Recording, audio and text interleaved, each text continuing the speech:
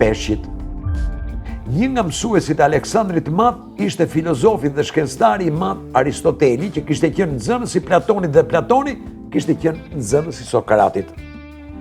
Pra, të gjithë këta njerëz të mëdhenj kishin mësuar nga njëri tjetri. Për vitin në vazhdim, ose për këtë pjesë të vitit që ka mbetur, ti i dashur dëgjues apo dëgjuese qofsh e shenjës peshqve, duhet të dëgjosh dhe të mësosh pak më shumë nga njerëz të mençur dhe të suksesshëm që ke rreth rrotull. Kam përshtypjen që duhet të shkëputesh dhe të heqësh dorë nga kultura dhe informacioni i copëzuar që të arrin nëpërmjet internetit apo nga televizori. Duhet ta ushqesh trurin me gjëra më të rëndësishme se sa ato që i merr nëpërmjet takimeve të rastësishme dhe burimeve të pasigurta. Është momenti që të përballesh me vendosmëri me gjëra që do të shërbejnë në jetë.